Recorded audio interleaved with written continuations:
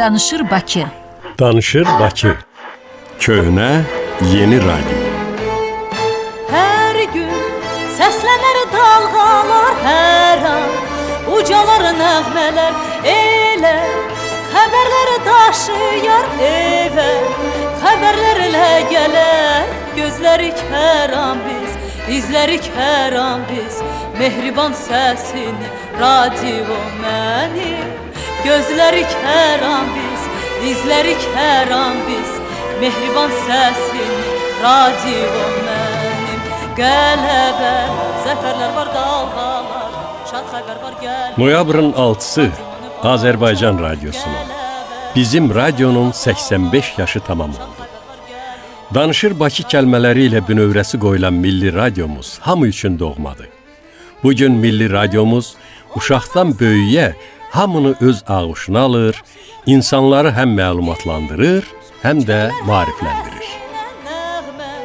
Başlayar dalğalar, gözlərik hər an biz, izlərik hər an biz, mehriban səsini, radio mənim, gözlərik hər an biz, izlərik hər an biz, mehriban səsini, radio mənim, min qələb, min zəfər var dalğalar, şad xəbər var gəlin aç, radionu aç, min qələb, min zəfər var dalğalar, şad xəbər var gəlin aç, radionu aç. Azərbaycan radiosu qərinələrin, əsirlərin yaddaşında qalacaq işlər görüb.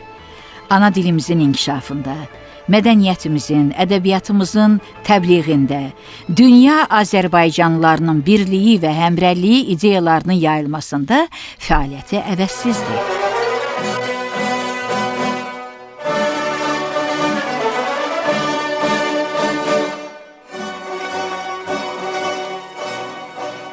Bəli, düz 85 ildir ki, milli radyomuz Azərbaycan dinləyicisi üçün yol gedir. Sevincinə qoşulub, kədərinə şərik olur. Radioda çalışanları öz doğmaları hesab edir. Və bu yaxınlığın, doğmalığın içində bir maraq da var. Onları daha yaxşı tanımaq, düşüncələrinə bələd olmaq, biraz da şəxsi həyatına varmaq. Biz dinləyicilərimizin bu istəyini də nəzərə almışıq. Ofeliya Sənani və Əli Məhəmmədoğlu yenə sizinlədir. Və bugün də maraqlı həmsöhbətimiz var. Onu gözəl mahnıların müəllifi, musiqi xadimi kimi hamı yaxşı tanıyır. Amma onun nə vaxtsa radioda işlədiyini yəqin çoxları bilmir. Ofeliya xanım, onu da deyim ki, bu xanım bəstəkar olan yerdə həmişə xoş ovqat olur, deyib gülmək olur. Bir sözlə, bu işıqlı insan ətrafa nur saçır. Əməkdar incəsənət xadimi, bəstəkar dramaturq və radionun əməkdaşı Ruhəngiz Qasımova bizimlədir. Xoş gəlmişsiniz Ruhəngiz. Təşəkkür edirəm, minnətdaram ki, məni yada salmısınız. Siz məni elə təqdim elədiniz ki, mənim deyib bu dəqiqə deyib gülməkdən başqa bir vəzifəm olmamalıdır. Amma Ofeliya xanımın və sizin giriş sözünüzdən sonra mən bir balaca qüssələndim. Naq yerə? Yox, bilirsiniz bu qüssə elə bir, yəni işıqlı bir qüssədir. Açıq bir, optimist bir, nikbin bir qüssədir. Keçmişlərə qayıtmışsınız. Keçmişlərə qayıtmışam, yəni dediniz ki, bir çoxunuz bilmirsiniz ki, Ruhəngiz xanımın da taleyi radyo ilə bağlı olubdur. Bəli, mənim də izim var radionun fəaliyyətində, kiçicik də olsa. Amma radionun mənim həyatımda nə boyda izi var, nə boyda onun hökmü olubdur mənim taleyimdə, mənim taleyimin qurulmasında, yaranmasında, mənim yaradıcılığımın yolunu yönəldibdir radyo. Bilirsiniz, indi əgər hesaplasanız, radionun 85 ili tamam olubdur, mənim 71 yaşım tamam olub, 72-yə keçmişəm. Hardasa, deməli, 2-3 yaşında artıq mən özümü başa düşəndən sonra, anlayandan sonra fikir verirdim ki, evdə divardan qara bir boşqa basılıbdır. Oradan da hərdən bir hirsli bir əmi nəsə belə danışır, deyir. Anam başlayır ağlamağa.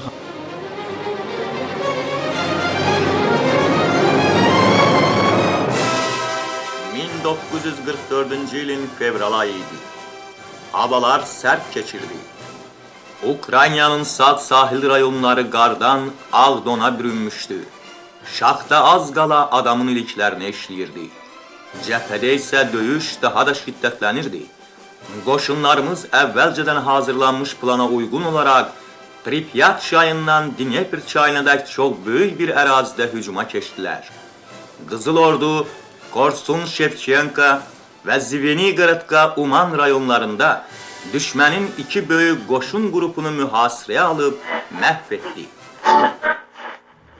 Müharibə illəri idi də. Amma mən başa düşmürdüm ki, adamın atası olar, evdə anasından, xalasından, bacısından başqa kişi xeylağı da olmalıdır. Mən bilirdim ki, kişi xeylağı bircə qonşuda ola bilər. Məsəl üçün Hüseyn qağa, Cəcə Kola filan. Amma bizim evdə yoxdur bu adam. Amma o kişinin səsini eşidəndə anam kirmitcə ağlayırdı. Bacım səbir gətirmək üçün qaçırdı, balkona çıxırdı, eyvana çıxırdı. Sonra gəlirdi içəri, deyirdi ki, bilsəydim qaçmazdım, cüt gəldi, cüt səbir gəldi filan. Yəni müharibənin ağır, dəhşətli anlarını mən hiss eləməmişəm. Amma məndən böyükləri, anam Gilzad, onlar çox gərginlik yaşadılar. Misal üçün Stalingrad ətrafındakı döyüşləri, 42-ci, 43-cü il tamamlanmamış o vaxta qədər atamdan bir dənə də xəbər gəlməməyi, həmin o qara boşqabdan səslənən əminin səsi ilə bağlanıbmış səndə.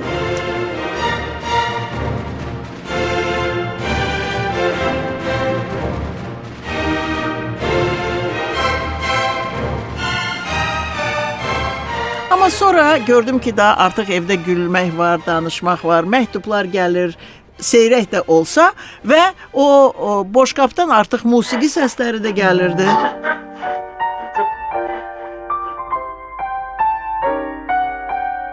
Əlbəttə ki, həyat rəngləri dəyişirdi. Qara boşqab mənim gözümdə artıq çox lazımlı və vacib bir əşyaya çevrilmişdi. Çünki oradan artıq mahnılar gəlirdi, musiqi səslənirdi və əvvəl əgər hansısa mahnıları yalnız yəni addımla süvarilər kimi getmək olardı bu musiqi sədaları altında, amma indi nədirsə belə könül oxşayan belə musiqilər və İlk dəfə mənim eşitdiyim, yadımda qalan mahnılar oydu.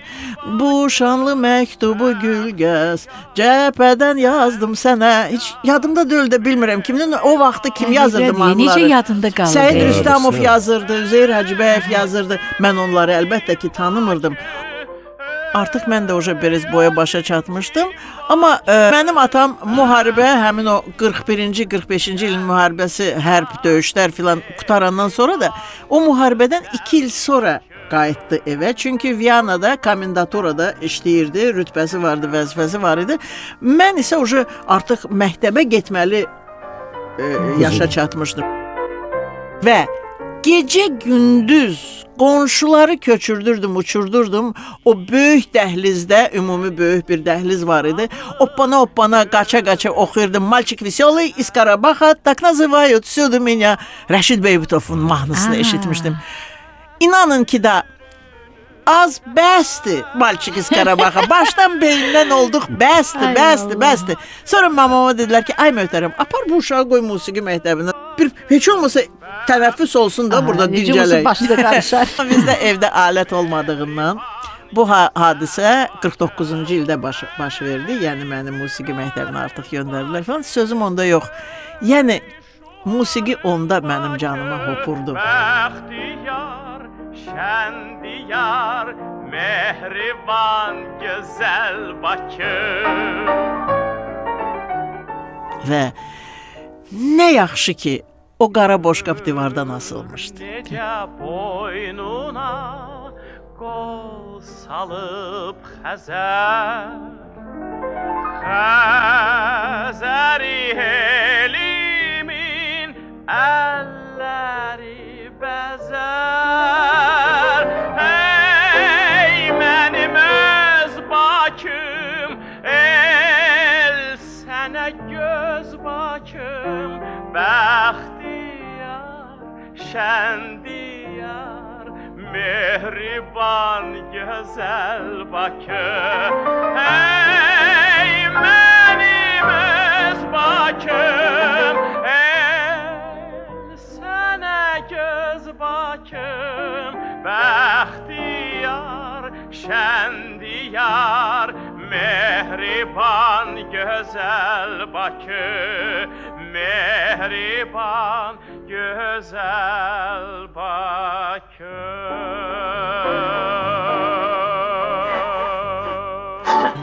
O boşqabdan çıxan o sədalar, onlar inanın ki, bax o xısıltılı, fısıltılı yazılar, o lent yazıları. Sonra hər halda siz yaxşı tanıyırsınız Züleyxa xanım Hacıyeva, sizin həmkarınız. Züleyxa xanım o vaxtda idmançı idi, Azərbaycanın çempionu olmuşdu və heç o özü mən bu xatirələri danışanda dedi ki, heç mən bunu bilmirdim, amma o çempion olanda hansısa Spartakiyadada yoxsa Olimpiyadada nəsə bu yüngül atletika üzrə Moskvada olmuşlar onlar. O çempion olmuşdu. Tofiq Quliyev buna mahnı yazmışdı. Züleyxa xanım. Там в садах Азербайджана, где айва желтей шафрана, ждет меня Зулейха ханум. И в глазах моих не померкнет образ милый и дорогой Züleyxa xanım. Bunu da Rəşid Behbudov oxuyurdu. Nə gözəl. Güzel. Bak bu bizim için sürpriz oldu. Bax, eşitməmişəm. Там в садах Азербайджана, где айва желтей шафрана, ждет меня Зулейха ханум. Станом тоньше кипариса и лицом нежней нарцисса, Gülümcan Зулейха ханум. И в глазах моих не померкнет образ милый и дорогой Зулейха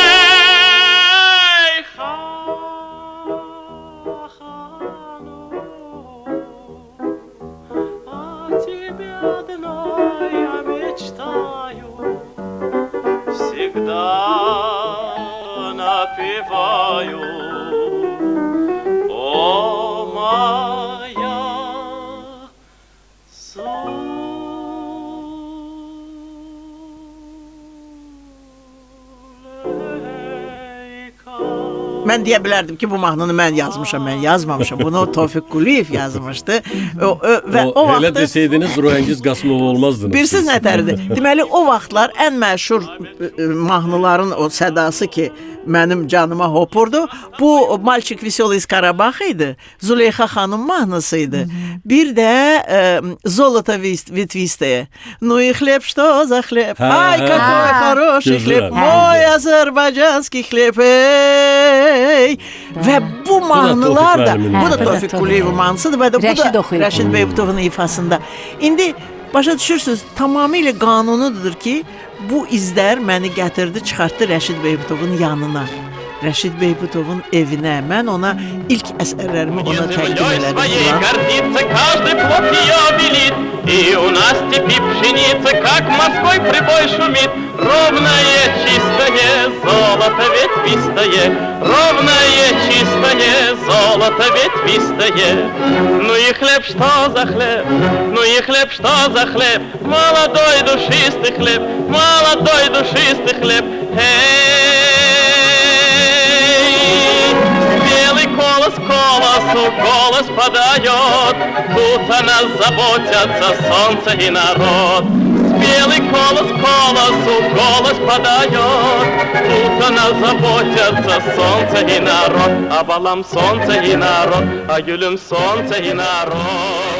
Sonra da mənim bir balaca, yəni bu canfişanlığımı, aktivliyimi biraz cilovlamaq üçün bizim bir qohumumuz mənə dedi ki, valla sən bu ictimai işlərlə çox həvəslənirsən, ona çox vaxt ayırırsan. Mən də Komsomolun katibinin mavini idim konservatoriyada. Daha belə bu iclaslar, konsertlər, bu hərbi hissələrə zada təşkil olunmuş tələbə briqadaları ilə konsert zada aparmaq. Mən özüm həm nəzəriyyə fakültəsində oxuyurdum, həm bəstəkarlıq fakültəsində. Ona görə də demək olar ki, mən özümü çox belə lazımlı, vacib bir persona kimi hiss eləyirdim ki, mənsiz də bir dənə iş aşmaz. Ona görə kolxozlara gedirdik. Qüdrət Səmədovun kolxozunda Səlyanda çıxış edirdik. Valadarski adına tikiş fabrikası mühazirələri mən oxuyurdum. tələbələrdən də ibarət konsert briqadalarımız adımız vardı. Çox maraqlı bir həyat idi. Aktiv tələbə olmusunuz, O belə mənim səmərəli bir. qohumum da dedi ki, bilirsən, bu ictimai həyat çox yaxşı şeydir. Amma sənin sonra şəxsi həyatın olmayacaq. Sən elə ictimaiyyətə qulluq eləyəcəksən. Sən istedadın var, indi bağışlayın, üzr istəyirəm, o bunu deyirdi. Mən hələ elə hesab eləmirəm, çünki hələ öz istedadıma axıra qədər bələd deyiləm. Ona görə də sən gəl, mən səni elə yerə göndərim ki, orada həm sənin enerjin tələb olunsun, həm də biliyin də lazım olar filan. Ona görə də Allah rəhmət eləsin hər ikisinə, o məni ora yollayan adam. Nazim Hacıyev belə bir katib var idi, mədəniyyət, incəsənət üzrə. O Teymur Elçinlə yaxşı tanış idi. Mən özüm elə onun yanında, o ağır xəstə idi, yanında növbə çəkirdik. Teymur Elçin gəlirdi onun yanına. Dedi ki, Teymur, istəyirsən mən sənə bir dənə kadr verim. Elə işləyəcək. Bax, belə sən razı qalacaqsan. O dedi ki, yoxlayarıq. Bəli. Ki, sabahları filan vaxtı gələrsən radio, televiziya komitəsinə. O da yoxlamamış götürməzdi. Mütləq yoxlamalı. Mən gəldim, söhbət elədik, hər şeydən. Gördü ki, nədirsə oradan-buradan hərəsindən biraz nədənsə xəbərim var filan ömrə. Dedi ki, onda belə eləyək də mən səni kiçik redaktor kimi musiqi, televiziyanın redaksiyasına götürəcəm. Kərim Kərimov, Arif Qaziyev, Sima Şirinova və mən başladıq orada işləməyə.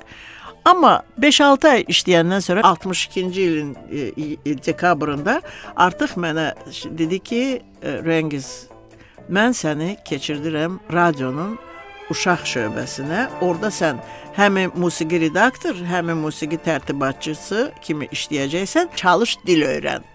Yəni bu dil öyrən, belə bir mənim belə çox böyük bir qüsurum var idi ki, mən rus dilli idim. Rusça oxumuşam. Uşaqlıqdan qonum-qonşu zat çox internasional, beynəlmiləl bir tərkibdə qonşular var idi. Ona görə də Ofelia xanım, siz daha dəqiq bilirsiniz ki, radioda, televiziyada gərək ləhcə dürüst, olmasın. Təmiz danışasan. Nə ləhcə olmalıdır, nə o Biz sizi tanıyanda artıq elə danışırdınız ki, sizin danışığınızda heç bir qüsur. Yeri gəlmişkən Ofelia, mən bir şeyi nəzərə çatdırım. Həmişə Rüyangiz xanımla görüşəndə yay günləri olurdu əsasən. Bir də görürdün Rüyangiz xanım pilləkənin başından düşür. Mən də yavaş belə özün yelliyə. Mən indi gəlirəm, işə gəlirəm. Yaxşı ki, özünü yelliyə, yellənə yox. Ay qardaş, sən Allah ged o havanı biraz sərin oxu. Ged o havanı biraz sərin oxu. Havanı düzəlmə. Mən oxumaqla o hava düzələcəksə gedim oxuyum. Bu da yaxşı yadımda qalıb bəli. Ona görə də bilirsiniz, bu dil məsələsi də, ləhcə məsələsi də nədən çıxdı, irəliyə gəldi. Rüyangiz xanım, bir də ki, sözünüzü unutmayın. İndi çox qəribə bir burada mənzərə yaranır. O qara boşqabın içindəkilərin hamısını gəldiniz, burada gördünüz də. Sultan Nəcəfovu, özü də gördüm,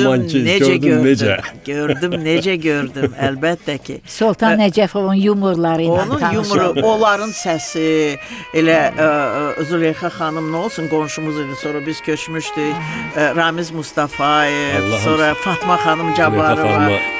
Deyirəm ki, adam tərcümə halını yazanda bu rəsmi yerlərdəki tələb olunur. Quru bir misralardır. Rəqəmlərdir. Filan kəsin ailəsində doğuldum, filan yerdə oxudum, filan yerdə gəldim, filan yerdə böyüdüm. Amma görün o bir səhifəlik yazıya nələri sığdırmaq olar, nələri sığdırmaq olar. Məsələn, sizlə oturub bir təxminən 5 saat, 6 saat yorulmadan danışmaq olar. Mən bilmirəm, siz necə, mən yorulmayacağım. Biz də yorulandırırıq. Əksinə maraqlıdır. Gəldim mən radionun uşaq şöbəsində və orada çox gözəl bir həmkarlarla rastlaşdım. Hansıları ki, əlbəttə ki, mənə çox kömək elədilər, nə mənada. Yəni O vaxtlar kimidir Rühəngiz xanım? o vaxtlar Rauf İsmailov idi. bilirsiniz nətərdir? Rauf İsmailov baş redaktor idi. Uşaqda. Ədəbiyyatda Ədəbiyyatda idi o. baş redaktor idi. Məstan Əliyev idim mən gələndə. O sonradan sonrakıdır. oldu. Çünki mən ora təzə gələndə Firidun Ağayev idi. Ay sağ ol. Firidun Ağayev Hə, idi. hə. Sonra Sonra Firidun Mən Ağayevdən gələndə sonra televiziyada. Firidun Ağayevdən sonra gəldi orada Anar işlədi bir müddət. Anar da işləmişdi orada. Ha.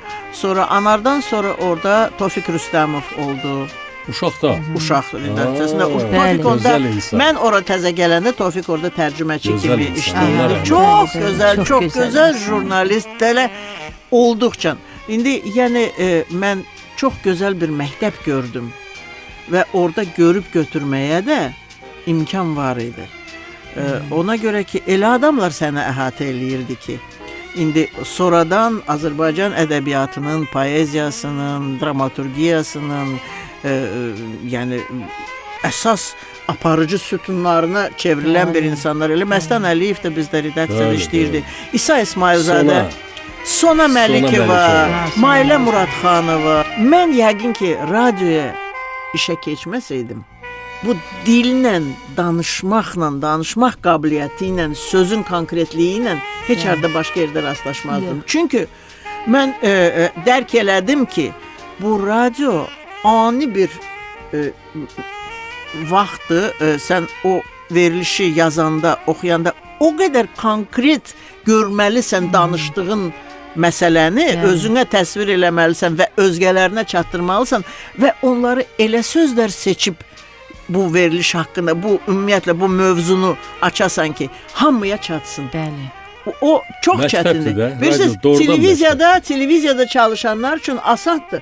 Görüntülər var. Çəkiliş Çox var. olsa O paltarına danışıq ancaq baxacaqlar. müşayiət eləyir onu. Əlbəttə Bəli. ki. Amma burada sən üzbəüz ki mikrofonla oturursan, çox dəqiq olmalıdır. Bizim onda Çox məsuliyyət yaradırdı da adamda. məsuliyyət, Böyük bir özdə- məsuliyyət, özü də- dəqiqlik. Pauzaya Biz yer verilişləri olmalıdır orada. işləyəndə o maqnit lentinə yığılanda veriliş 50 dəqiqə baş operatordan soruşurduq ki, neçə dəqiqə oldu? Neçə dəqiqə oldu? Bəli, bəli. Çünki Qayçı ilə kəsib bizdə düzəldirdi. bir belə radio operator işləyirdi Arif Əliyev. Arif Əliyev. Arif çox sıxıntı çəkirdi. Evi darıskal idi, ailəsi var idi, evlənmişdi. Elə oldu ki, bu Bakının Yətinin icra sədri, hakimiyyətinin o vaxt sədri idi. Əliş müəllim Limberanski Limberanski. gəldi, onun çıxışını yazırdılar. Sonra Əliş müəllim də harasa təcili oldu, çıxdı, getdi. O harasa tələsirdi, fikri özündə deyildi. O qədər dağınıq danışdı ki, çaşa-çaşa, ondan sonra biz də deyir onda Saxlamırdılar, dayandırmırdılar ki, montaj eləyərik. Sonra Biraz da montaj çaşar. eləyərik. Hə. Sözbəsöz, hərf və hərf, özə qayçı ilə kəsə-kəsə də deyirəm, indi Aha, kompüterdə nə var ki, O bir turşu hərfi ilə, də çıxartmaq essensiya ilə, olur. kislota ilə Ay, yapışdırırlar sağ ol. maqnit lentinə. Onu nətər yapışdırmışdısa, deyir, gələndən sonra qulaq asdı, bunu kim düzəldi? Deyir, məni göstərdilər ki, deyir, bu cavan oğlan. Deyir, bu səs kralıdır ki. Ay. Öz də ona Səs qayıtdı, dedi ki, kralıdır. Müəllim o özü deyir ki, təklif elədi. Ləmbəranski deyib ki, evin var. Deyir, valla, bəs yoxumdur. Tez deyir, çağırdı o vaxt həmkarlar ittifaqının Özü sədrini. evsizliyə görə Əli gec evlənmişdi o. Hə. Mənim deyəm. Deməli deyir, iki otaq çağırdı, verdilər. çağırdı deyir. Deyir, dedi ki, bunun ərizəsini tez al, dokumentlərini gətir, sənədlərini gətir. Jurnalistika ilə məşğul olan adamların həyatında həm belə görüşlər olmalıdır. Həm də bu işin, bu qaynar işin çox ciddi gərginliyi olmalıdır ki, onlar özdə sözün qədrini bilsinlər. İnanın, mən ürək ağrısı ilə indi maşında açırsan o FM dalğalarında, görsən, hə, salam əleyküm, bu cavab verir, əleyküm əssalam, necəsiniz, yaxşıyıq, siz necəsiniz, biz də yaxşıyıq filan.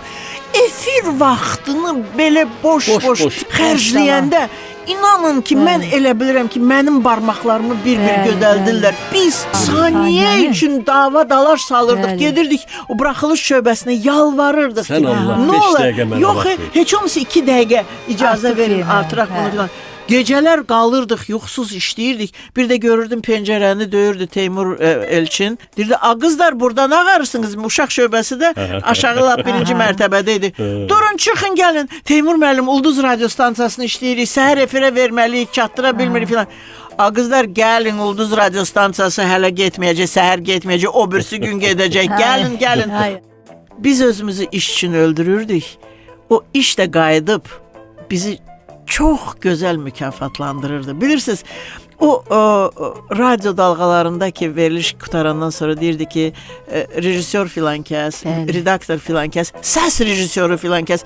İnanın ki, mən elə bilirdim ki, böyük bir afişa da mənim adım yığılıbdı, yazılıbdı. Elə Səs bir rejissoru dünyanı Həngəz verirlər Qasımov. sənə. Bəli. Bəli. Mən qohumlarıma, yaxınlarıma deyirdim ki, sabah mənim verilişim gedəcəkdi. Qulaq asarsınız. Onlar da bilirdilər ki, axırda deyəcəklər ki, səs rejissoru filan kəs. Ümumiyyətlə həmişə istəmişəm ki, mən özüm gördüyüm işdən də həzz alım, Bəli. ləzzət umum və o işin nəticəsi kiməsə yönəldilirsə, o adamlar da bundan nəsə alsınlar, qazansınlar və yadlarında qalsın. Elə Mənə gözəl həmişə danışdınız sual ki, verəndə ki, radio sənə nə verib? Mən deyirəm ki, radio mənə həyat verib, dəqiqlik verib. Çünki mənim evimdə mətbəxdə 1 saat var, dəhlizdə 1 saat var, yataq otağında 1 saat var, qonaq otağında da 1 saat var. Mənim gözüm gərək saatlara baxsın ki, Mütləq. burada xəbər neçədir, orada xəbər neçədir, burada. Evdəyəm. Hə, nə olsun, dəxli İndi yoxdur. aç, bax da televizora aç. və Biz ya da radio elə bil aç. ki, daima səfərbərik. öyrəşmişəm, Səfərbərik. bəli, bəli. Hə. indi danışırsınız, yəni şəxsən məni də qaytardınız o illərə. Bax 45 ildir Rühəngiz xanım mən işləyirəm. Maşallah. Hardan gəldi bu qədər vaxt? Necə keçdi Rühəngiz xanım? Bilmədim hara get. Acısı da oldu. Şirini oldu, amma hədər Adam getmədi. onlara varmır da. Valla indi də o köhnə xatirələr Ürəyimizi yada boşaldırır. düşür. Bəli. Şəxsən mən radioda işlədiyimdən, radioda keçirdiyim həyatdan o qədər razıyam ki, Yəni, yaxşı qalmasına da sevdiyin səbəb olur. işlə məşğul olmaq. Sevdiyi Əlbəttə işlə ki, məşğul olmaq əlbəttə dünyada ki, əlbəttə. mənə belə gəlir ki, ən xoşbəxt şeylərdən, ən gözəl şeylər. Hərənin Dərin öz dərya. həyatı var. Əlbəttə ki. Çox gözəl, İndi baxanda çox bu gözəl, zəncirvarıdır da. Elə bil ki, Bəli. bax o radionu eşitdiyim mahnılar, Rəis Rəşid xanım. Beytovun yanına gəlmək, Rəşid Beytov üçün mahnılar yazmaq. o sizin o anacan dostum evlənir. O demək olar ki, hamının dilində əzbərdir özdə Rəşid Behbudovun ifasında. Vallah bunun özü mən bir dəfə Tofiq Quliyevin ağzından bir söz eşitmişəm. Allah rəhmət eləsin. Allah rəhmət Televiziyada son çıxışlarından birində idi hardasa. Deyir ki, bundan böyük nə gözəl şey olar. Musiqisi Tofiq Quliyevin oxuyur Şövkət Ələkbərova. Musiqisi Tofiq Quliyevin oxuyur Rəşid Behbudov.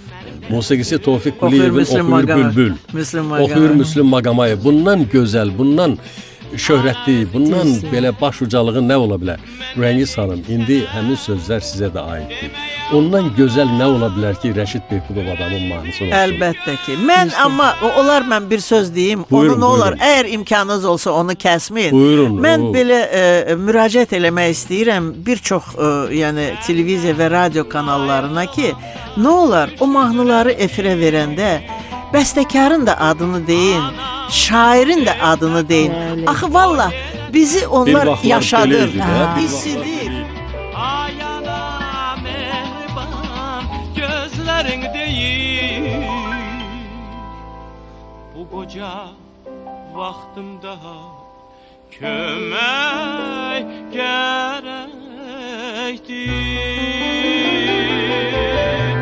gərəkdir. Ayana dostum evlənir. Çünki şairə də, bəstəkara da bu qol qanat verir, stimuldur da, Bəsnə. təkandır da ki, gənə yazsın, Mütləq gənə lazımdır. yaratsın. Yox, dinləyiciyə də məlumat verir, Rəis savad xanım, verir. çox sağ olun, dəvətimizi qəbul elədiniz, gəldiniz. Mən sizinlə bir təxminən 5 il ərzində görüşməyə razıyam. Çox gözəl, çox gözəl.